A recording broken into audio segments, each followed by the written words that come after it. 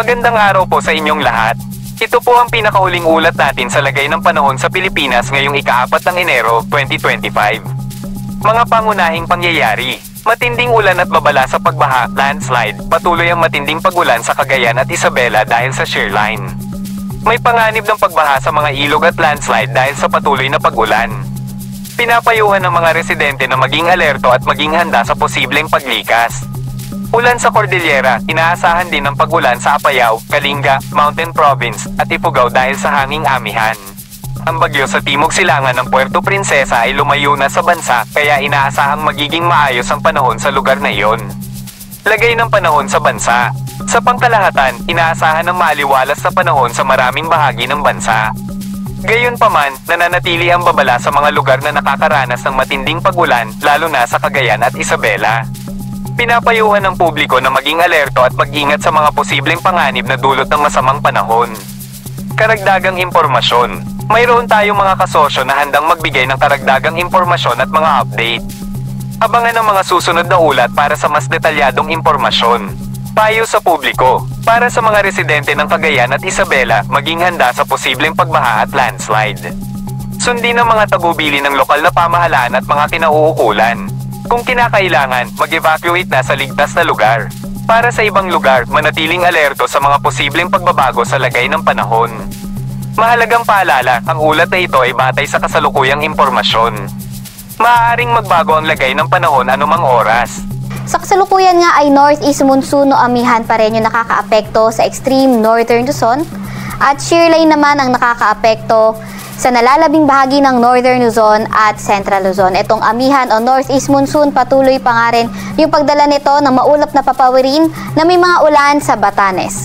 Itong shear line naman ay inaasahan natin magdadala ng maulap na papawirin at mga isolated thunderstorm at mga kalat-kalat na pag-ulan sa lugar sa nalalabing bahagi nga nitong Northern Luzon. So inaasahan natin posible pa rin sa may Ilocos Region, nalalabing bahagi ng Cagayan Valley, Central Luzon at Cordillera Administrative Region. Para naman sa lagay ng panahon sa Metro Manila at nalalabing bahagi na ating bansa, mas magandang panahon yung inaasahan natin pero may mga tsansa pa nga rin ng mga localized thunderstorms lalo na tuwing hapon at gabi. Para naman sa lagay na ating panahon, naasahan nga natin na patuloy pa rin naman yung pagdala ng mga paulan ng amihan o northeast monsoon sa may Batanes. Samantala itong shear line, patuloy pa nga rin yung paulan sa may silangang bahagi ng Central Luzon, particularly na dito sa may Aurora, sa nalalabing bahagi ng Cagayan Valley, Cordillera Administrative Region at Ilocos Region. Kaya ingat pa nga rin sa mga inuulan lalo na nung mga nakaraang araw pa sa mga banta ng pagbaha o hindi kaya pagguho ng lupa. Para naman sa lagay ng panahon sa Metro Manila at nalalabing bahagi ng bansa, mga tsansa naman ng mga localized thunderstorms. So kailangan nating bantayan, though fair weather conditions naman tayo sa mga lugar na iyan. Agwat at temperatura bukas sa Metro Manila ay 25 to 31 degrees Celsius. 24 to 31 degrees Celsius naman sa may Lawag. 22 to 28 degrees Celsius sa may Tugigaraw. 25 to 30 degrees Celsius sa may Legazpi, 16 to 23 degrees Celsius sa may Baguio at 25 to 29 degrees Celsius sa may Tagaytay. Agwat naman ng temperatura, Puerto Princesa ay 25 to 32 degrees Celsius at 25 to 31 degrees Celsius naman sa may Kalayaan Islands. Para naman sa lagay ng panahon sa Visayas at Mindanao, asahan din natin ang fair weather conditions pero may mga tsansa pa nga ng mga localized thunderstorm. Agwat ang temperatura sa Iloilo at Tacloban ay 24 to 31 degrees Celsius.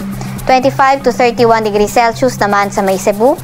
24 to 33 degrees Celsius sa may Zamboanga. 34 to 31 degrees Celsius sa Cagayan de Oro at 24 to 32 degrees Celsius sa may Davao. Meron din tayong nilalabas na weather advisory. Ito ay updated. So asahan natin ang heavy to intense na mga pag-ulan sa Cagayan. Kabilang na nga ang Isabela. Kapag heavy to intense yung mga pag-ulan, 100 to 200 millimeters. Posible na mga pag-ulan, numerous flooding events.